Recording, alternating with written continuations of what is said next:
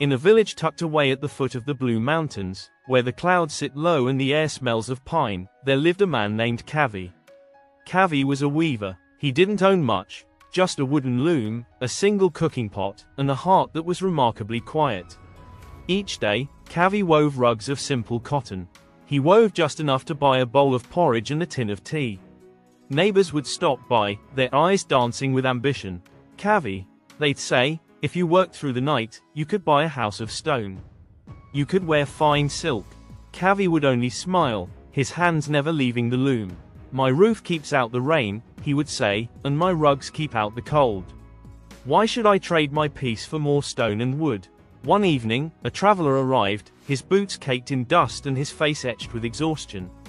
Kavi didn't have much, but he gave the man his only chair and his only bowl of food.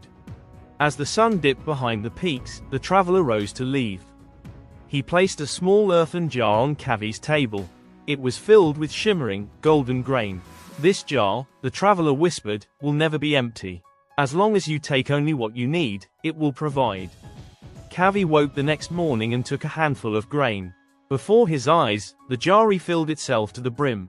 The miracle had begun. Word of the golden jar spread like wildfire. Soon, the humble hut was crowded with voices. "Sell it, Kavi. You could be the richest man in the province. Think bigger. Buy 100 looms. Build a palace." For the first time in his life, Kavi felt a shadow of doubt. He looked at his leaking roof. He looked at his calloused hands. He filled a sack with the golden grain and walked to the market. He stood among the shouting merchants, his heart heavy with the weight of potential gold. But then, he saw them.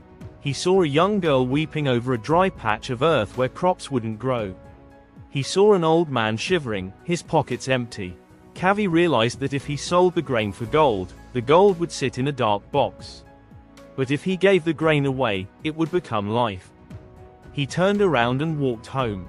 He didn't buy a mansion. He didn't buy silk. Instead, Kavi placed the jar in the center of the village square. He took his one small bowl for the day, and then he stepped back. "Take what you need," he told the villagers. A strange thing happened. Because no one feared hunger anymore, no one felt the need to hoard. The village transformed. The carpenter fixed Kavi's roof out of gratitude. The baker brought him fresh bread. The village became wealthy, not in coins, but in kindness. One day, a greedy merchant tried to steal the jar for himself. But the moment he tried to take everything, the golden grain turned to common dust. For the jar only worked in the hands of those who knew the word, enough. Kavi is an old man now. He still sits at his loom, his face full of light.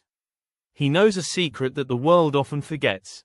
Greed is a bottomless pit, but contentment is a feast that never ends.